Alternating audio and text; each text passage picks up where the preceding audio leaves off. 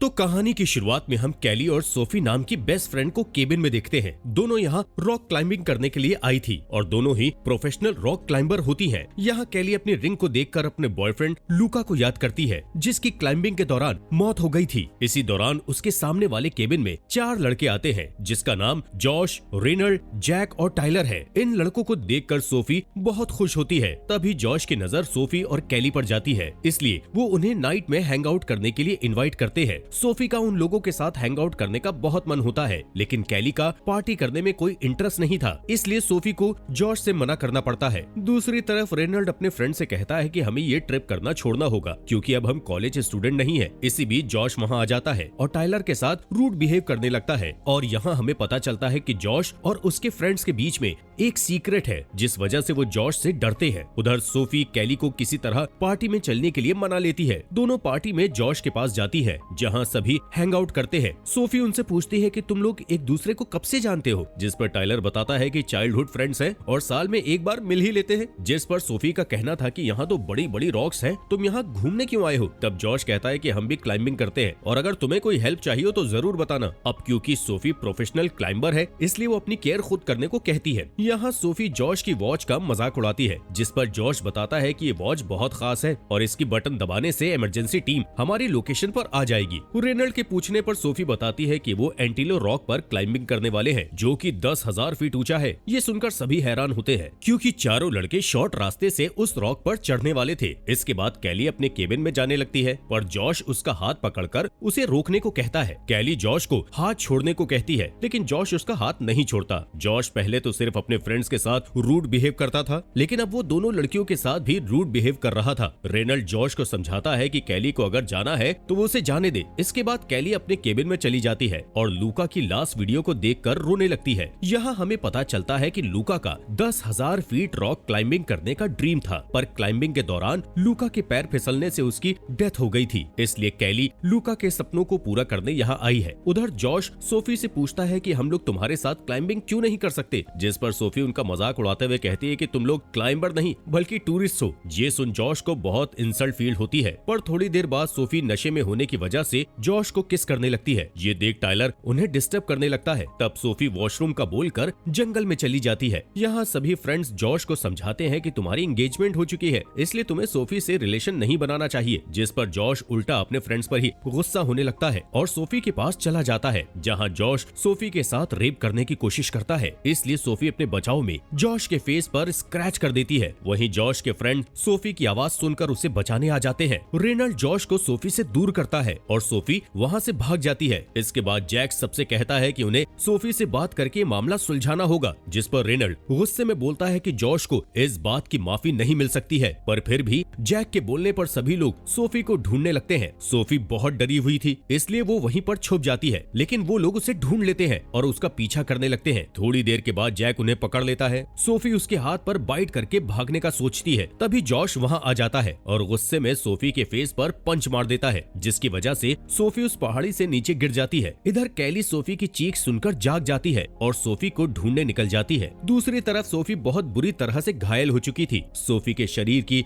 अधिकतर हड्डियां टूट चुकी थी। जॉश और उसके फ्रेंड नीचे आ जाते हैं। रेनल्ड उन चारों से अलग था, इसलिए वो इमरजेंसी बुलाने को कहता है, पर जॉश उसका फोन छीन लेता है और कहता है कि अगर पुलिस यहाँ आएगी तो हम सब फंस जाएंगे, क्योंकि सोफी ने मेरे फेस पे स्क्रैच किया है और जैक के हाथ में काटा है। रेनल्ड उन्हें समझाने की बहुत कोशिश करता है, लेकिन कोई भी उसकी बात नहीं सुनता। यहाँ चारों की बातों से पता चलता है कि वो पहले भी एक मर्डर कर चुके हैं और यही उनका सीक्रेट था। जॉश पिछले मर्डर की तरह सोफी को भी मारने को कहता है और एक पत्थर उठाकर सोफी को मारने जाता है, और रेनल्ड उसे रोकता है, जिस पर जॉश उसे भी मारने की धमकी दे देता है। यहाँ सोफी सबसे अपनी जान की भीख मांगती है, लेकिन जॉश उसके सर पर पत्थर मारकर उसे मार देता है। इसके अलावा वो तीनों दोस्त से भी सोफी के सर पर पत्थर मरवाता है, ताकि वो इस मर्डर में फंसे तो उनके साथ साथ उनके दोस्त भी फंस जाएं। इसके बाद चारों सोफी की बॉडी खाई में फेंकने का प्लान करते हैं, ताकि ये मर्डर एक एक्सीडेंट की तरह लगे। यहाँ जॉश सोफी के नेल से अपनी स्किन को बाहर निकालता है। तभी कैली वहाँ आ जाती है और चारों को सोफी की बॉडी के साथ देख लेती है। कैली सबूत के तौर पर कैमरे में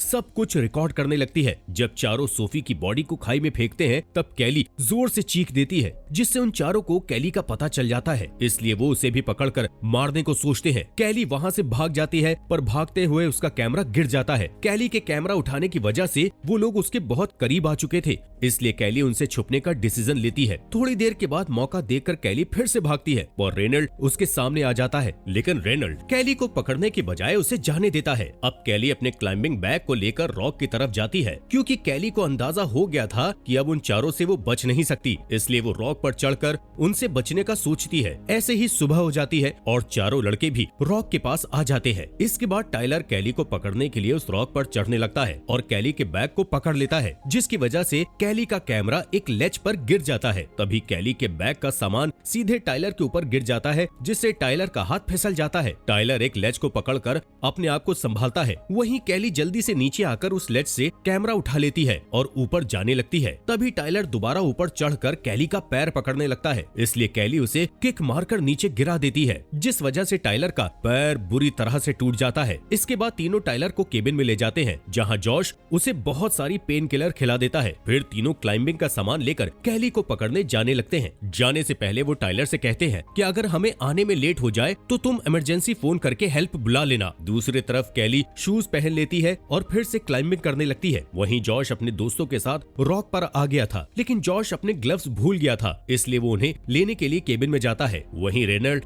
अभी भी जैक को समझा रहा था कि हमें पुलिस को सब बता देना चाहिए, लेकिन जैक रेनल्ड को याद दिलाता है कि उन्होंने स्कूल में एक लड़के को पीट कर उसे हमेशा के लिए हैंडीकैप बना दिया था। तब जॉश ने ही उसकी हेल्प की थी, इसलिए अब उन्हें जॉश की हेल्प करनी होगी। यहाँ जॉश के काफी टाइम तक वापस न आने पर जैक को डाउट होता है कि कहीं जैक टाइलर को ना मार दे। असल में जॉश पर भरोसा नहीं किया जा सकता था, क्योंकि वो सिचुएशन से बचने के लिए कुछ भी कर सकता था। जॉश जब चेक करने के लिए जाता है तो जॉश केबिन से बाहर आ जाता है और जैक को जल्दी से रॉक पर चलने को कहता है। इसके बाद हम कैली को देखते हैं, जो लूका को याद करते हुए कंटिन्यू क्लाइंबिंग कर रही थी। तभी उसके हाथ के पास एक स्नेक आ जाता है, जिसे देख कैली बहुत डर जाती है और बिना हिले स्नेक के जाने का वेट करती है। स्नेक के जाने के बाद कैली ऊपर चढ़ने लगती है। वहीं जॉश और उसके फ्रेंड्स एक शॉर्टकट से रॉक पर चढ़ रहे होते हैं। अब क्योंकि कैली काफी टाइम से ऊपर चढ़ रही थी, इसलिए वो बहुत थक चुकी थी और उसके हाथों में चोट आ गई थी। कैली थोड़ी देर रुकती है और पानी पीने लगती है, पर गलती से पानी की बोतल नीचे गिर जाती है। ये देख जॉश अपनी बोतल से पानी पीकर कैली को चिढ़ाने लगता है। यहाँ कैली का सफर और भी मुश्किल हो गया था। कैली का फोन भी जॉश के पास था, जिसकी वजह से वो हेल्प भी नहीं बुला सकती थी। इसके बाद कैली को ऊपर एक रस्सी दिखाई देती है, जो कि क्लाइंबर ने बांधी थी। कैली को आगे बढ़ने के लिए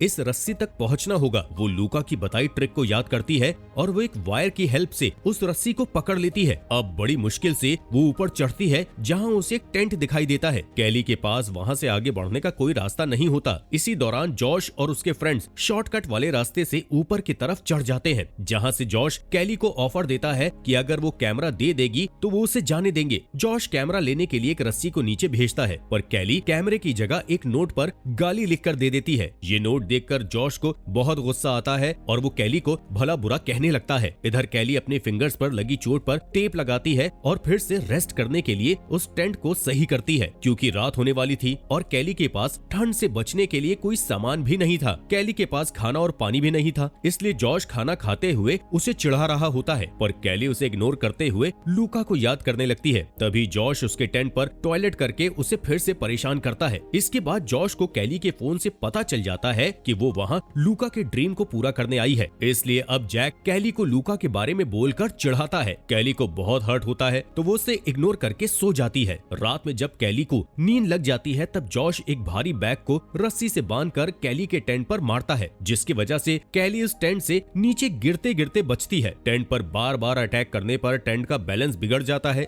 इसलिए कैली उस बैग को पकड़ लेती है। ये देख जॉश जल्दी से रस्सी को काट देता है। तब कैली बैग को छोड़कर जल्दी से एक लेच पकड़ लेती है। इसके बाद कैली दोबारा टेंट को सही करके उसमें सो जाती है, जिस दौरान जैक रस्सी से लटक कर वहाँ आ जाता है और चाकू से टेंट को फाड़ देता है। जैक कैली को पकड़ लेता है और उसका कैमरा ढूंढने लगता है। तभी कैली टेंट में रखी नुकीली चीज से जैक पर हमला कर देती है, इसलिए जैक गुस्से में उसे नीचे फेंक देता है, पर कैली जैक के पैरों को पकड़ लेती है। इसके बाद कैली जैक का चाकू लेकर उस पर बार बार हमला करने लगती है, इसलिए जैक जॉश से जल्दी ऊपर रस्सी खींचने को कहता है। रस्सी के ऊपर खींचने पर जैक के साथ कैली भी ऊपर आ जाती है। जॉश कैली के बाल पकड़कर उसे ऊपर खींचने लगता है, पर कैली चाकू से अपने बाल काट देती है, और नीचे गिर जाती है, पर वो टेंट को पकड़कर एक बार फिर से नीचे गिरने से बच जाती है। लेकिन इस इंसिडेंट में जॉश कैली की रिंग छीन लेता है जो कि उसे लूका ने दी थी। इधर कैली बड़ी मुश्किल से एक लेच पर पहुंचती है, तभी टेंट कमजोर होने की वजह से वो टेंट नीचे गिर जाता है। यहाँ रेनल्ड जैक की हालत देखकर जॉश को नीचे चलने को कहता है, क्योंकि अब वैसे भी कैली बुरी तरह से फंस गई थी और उसके बचने का कोई रास्ता नहीं था। जॉश भी अब मान जाता है और अपनी फियांसे एमी को कॉल करने को बोलकर इमरजेंसी बुलाने को कहता है। रात होने पर जैक रेनल्ड से कहता है कि मेरे मरने से पहले तुम मुझे नीचे ले जाओ, क्योंकि जॉश कोई हेल्प नहीं बुलाने वाला और मुझे शक है कि जॉश ने केबिन में जाकर टाइलर को भी मार दिया होगा ताकि वो हेल्प न बुला सके। इसके अलावा जैक बताता है कि जॉश एमी को कॉल नहीं करेगा, क्योंकि एक बार एमी ने जॉश को चीट करते हुए पकड़ लिया था, इसलिए वो दोनों बात नहीं करते। इसके बाद जैक रेनल्ड से कहता है कि तुम्हें जॉश की वॉच से इमरजेंसी मंगानी होगी, इसलिए रेनल्ड सिग्नल भेजने के लिए जॉश के पास जाता है। तभी जॉश उसका हाथ पकड़ लेता है, क्योंकि जॉश सोया नहीं था बल्कि उन दोनों की बातें सुन रहा था। जॉश गुस्से में रेनल्ड को मारने लगता है और उल्टा एमी के बारे में गलत बात करके उसे ही चीटर बताता है। साथ ही जैक को बताता है कि तुम्हारी गर्लफ्रेंड मेरे साथ मिलकर तुम्हें चीट करती है, जिसके बारे में टाइलर और रेनल्ड भी जानते हैं। ये जानकर जैक को बहुत बुरा लगता है और वो रोने लगता है। इसके बाद जॉश कैली को कैमरे के बदले में पैसे ऑफर करता है, पर कैली उसकी बात का जवाब नहीं देती। आधी रात को जब जैक टॉयलेट करता है तब जॉश उसके सर पर हैमर मारकर उसे रॉक से गिरा देता है, क्योंकि जैक जॉश के खिलाफ हो रहा था, जो कि जॉश को अच्छा नहीं लगता है। अब रेनल्ड की नींद खुलती है और वो जॉश से जैक के बारे में पूछता है, जिस पर जॉश झूठ बोलता है कि वो हेल्प के लिए नीचे चला गया है। यहाँ रेनल्ड जॉश को कहता है कि मैं नीचे जाकर कैली को धोखे से मार दूंगा और उससे कैमरा ले आऊंगा। रेनल्ड नीचे आता है पर कैली को मारने की जगह उसे खाना देता है। साथ ही सोफी की मौत का सच बताकर कहता है कि अगर तुम मुझे ये कैमरा दे दोगी तो जॉश तुम्हें जान से नहीं मारेगा। रेनल्ड उसे बताता है कि जैक नीचे हेल्प लेने गया है तो हेल्प जल्द ही यहाँ आ जाएगी, जिस पर कैली कहती है कि तुम्हारा फ्रेंड जॉश साइको है और उसने जैक को मार दिया है। ये सुन रेनल्ड को बहुत बुरा लगता है। अब रेनल्ड के कहने पर कैली कैमरे का कार्ड अपने पास रख लेती है और कैमरा रेनल्ड को देकर चीखने का नाटक करती है ताकि जॉश को ऐसा लगे कि रेनल्ड ने उसे मार दिया है। अब जॉश रेनल्ड को ऊपर खींचता है और देखता है कि कैमरे में कार्ड नहीं है। तभी रेनल्ड टाइलर को कॉल करता है तो देखता है कि जॉश के पास टाइलर का फोन है, जिससे रेनल्ड समझ जाता है कि जॉश ने उसे मार दिया है। अब दोनों के बीच फाइट होने लगती है, जिसमें जॉश रेनल्ड को बुरी तरह से घायल कर देता है। इसके बाद वो रेनल्ड को जिंदा जलाकर कैली के सामने लटका देता है। वहीं कैली को याद आता है कि जब लूका उसे क्लाइंबिंग के दौरान प्रपोज करने वाला था तभी उसका पैर फिसलने से उसकी डेथ हो गई थी। दूसरी तरफ जॉश अब नीचे आने को कहता है, इसलिए कैली चाकू लेकर उसका वेट करने लगती है। इसी दौरान वो एक स्नेक को उसके बिल में जाता हुआ देखती है। तभी जॉश नीचे आ जाता है और कैली पर अटैक करने लगता है। वो कैली को उसकी रिंग के बदले कार्ड देने को कहता है, जिस पर कैली उसे स्नेक का बिल दिखाकर कहती है कि मैंने कार्ड उस होल में रखा है। जैसे ही जॉश उस होल में हाथ डालता है तो स्नेक उसके हाथ में काट लेता है, जिससे जॉश को गुस्सा आ जाता है और वो कैली को बुरी तरह से मारने लगता है। कैली किसी तरह उसकी रस्सी काट देती है, जिससे जॉश लेच पर लटक जाता है। जॉश रोते हुए कैली से हेल्प मांगता है, पर कैली उसकी हेल्प नहीं करती। फिर थोड़ी देर के बाद जॉश का हाथ फिसल जाता है और उसकी डेथ हो जाती है। इसके बाद कैली उस रॉक पर चढ़ जाती है, जिसमें लूका का अधूरा सपना पूरा हो जाता है। साथ ही कैली ने अपनी बेस्ट फ्रेंड सोफी की जान का बदला भी ले लिया होता है। और इसी के साथ ये अमेजिंग मूवी